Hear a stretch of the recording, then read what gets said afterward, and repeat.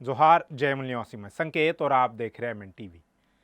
केंद्र सरकार ने किसान आंदोलन की कुछ बातों को मान लिया है और कुछ बातों को सरकार मानेगी। उसके लिए उन्होंने लिखित आश्वासन दिया है। उसके बाद यह एक साल से चल रहे किसान आंदोलन की जीत बताई जा रही है। किसान भी इसे जीत ही मान रहे हैं, मगर किसानों का मोदी सरकार पर अब भी पूरा विश्वास नहीं है। इस जीत के बाद किसानों ने क्या खोया और क्या पाया, इस पर बड़ी लंबी चर्चाएं हो रही है, लेकिन बहुत कम लोग सरकार ने क्या खोया और क्या पाया इस पर बात करते हुए नजर आ रहे हैं। आज के इस वीडियो में हम भाजपा की ओर से सोचते हुए आपको यह बताने का प्रयास करेंगे कि केंद्र की मोदी सरकार ने क्या हासिल किया और क्या खो दिया।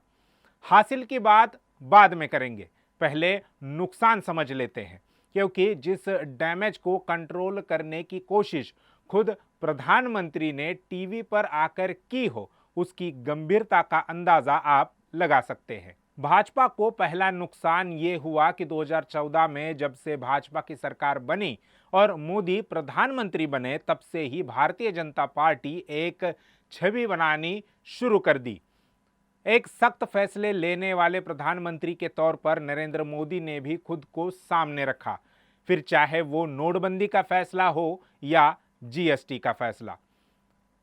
हर फैसले पर बीजेपी ने कहा कि नरेंद्र मोदी बड़े बड़े फैसले लेते हैं और पीछे नहीं हटते हैं। किसान आंदोलन में भी शुरू में ये कहा जा रहा था कि अब जब फैसला ले ही लिया गया है तो वापसी का कोई सवाल ही नहीं, संशोधन के लिए हम तैयार हैं।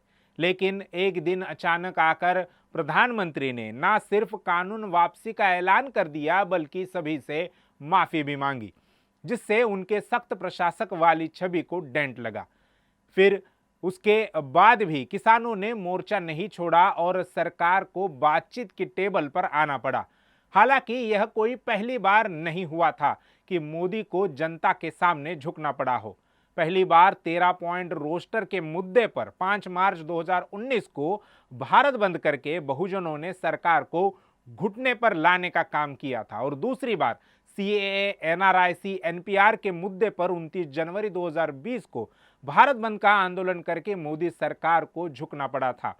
यह बात अलग है और ये बात सही भी है कि सीएए, एनआरआईसी को सरकार ने पीछे नहीं लिया, जैसा कि उन्होंने कृषि कानूनों को लिया है। लेकिन जो गृह मंत्री अमित शाह सीएए के मुद्दे पर 1 इंच पीछे न हटने की तैयारी कर रहे थे, वही अब उसके बारे में बोलते हुए नजर नहीं आ रहे। प्रधानमंत्री के माफी मांगने के बाद सरकार को किसानों के साथ टेबल पर आकर चर्चा करनी पड़ी।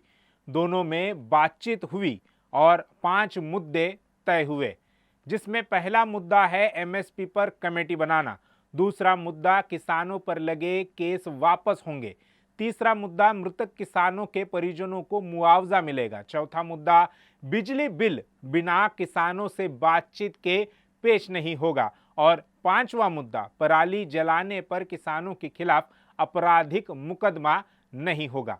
ये वो 5 बिंदु है जिन्हें सरकार से लिखित में मिलने के बाद ही किसान घर जाने को तैयार हुए हैं और कहकर गए हैं कि अगर जरूरत पड़ी तो वे फिर आ जाएंगे। इसे अपनी जीत बताते हुए किसान अपने टेंट समेट रहे हैं और आज 11 तारीख से 15 तारीख के बीच किसान अपने अपने घर लौट जाएंगे। दूसरा नुकसान इस प्रकार से है कि पंजाब में पैर जमाने की कोशिश में लगी बीजेपी ने अकाली दल को कृषि कानूनों की वजह से ही खो दिया, जिसके साथ मिलकर उन्होंने 3 बार पंजाब में सरकार चलाई।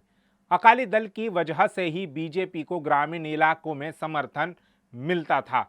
पंजाब में अपने पैर पर खड़े होने का सपना देखने वाली पार्टी अब खुद को 4 कदम पीछे ही पा रही है।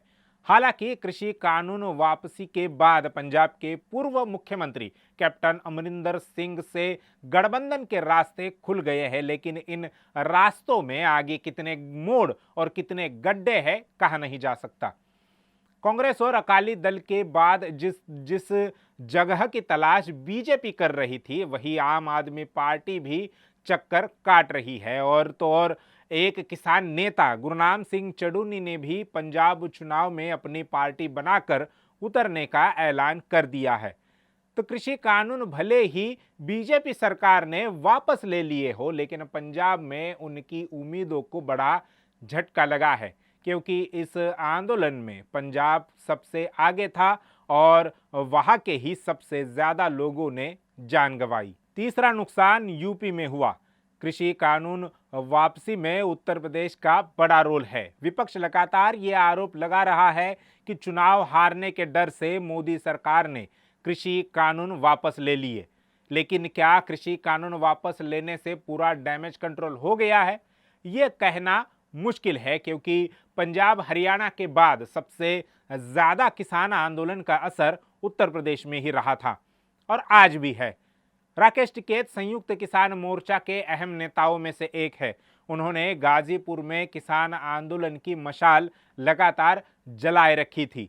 मुजफ्फरनगर दंगे में बिगड़ी मुस्लिम जाट एकता को किसान आंदोलन ने फिर से तहजीब में पिरोया है, जिससे बीजेपी को फायदा तो नहीं होगा, क्योंकि मुजफ्फरनगर दंगों के बाद जाट बीजेपी की तरफ आकर्षित हुए थे।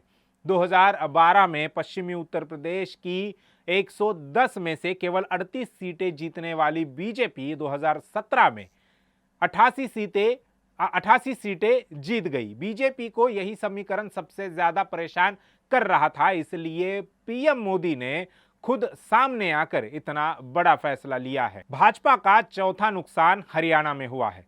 पंजाब के बाद किसान आंदोलन में सबसे ज्यादा सक्रिय हरियाणा के किसान थे। इस आंदोलन ने पंजाब हरियाणा के बीच बरसों से चली आ रही पानी की टसल को भी पीछे छोड़ दिया और भाईचारे ने ऐसे कदम बढ़ाए कि पंजाब से दिल्ली की ओर बढ़ रहे किसानों के लिए हरियाणा के किसानों ने रास्ता बनाया। किसान आंदोलन का हरियाणा में ऐसा असर था कि बीजेपी सरकार के मंत्री तक अपने कार्यक्रम नहीं कर पा रहे थे। यहां तक कि कई बार मुख्यमंत्री को भी विरोध के कारण अपने कार्यक्रम रद्द करने पड़े।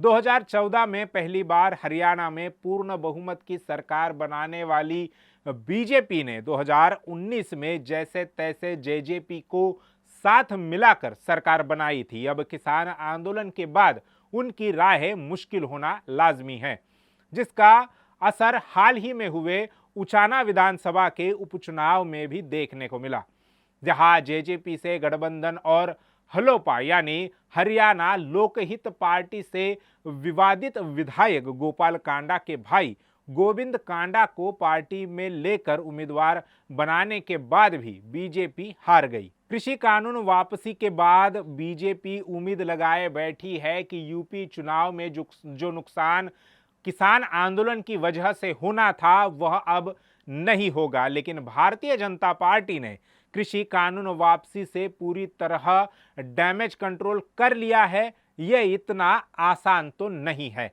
क्योंकि जिस जाट मुस्लिम समीकरण के टूटने ने बीजेपी को फायदा पहुंचाया था, उसके बीच की कड़वाहट को किसान आंदोलन ने खत्म कर दिया है।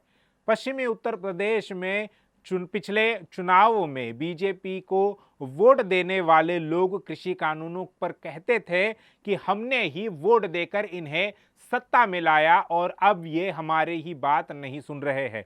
इसके अलावा गाजीपुर में राकेश टिकैत के आंसू अभी तक पश्चिमी उत्तर प्रदेश के किसान नहीं भूले हैं।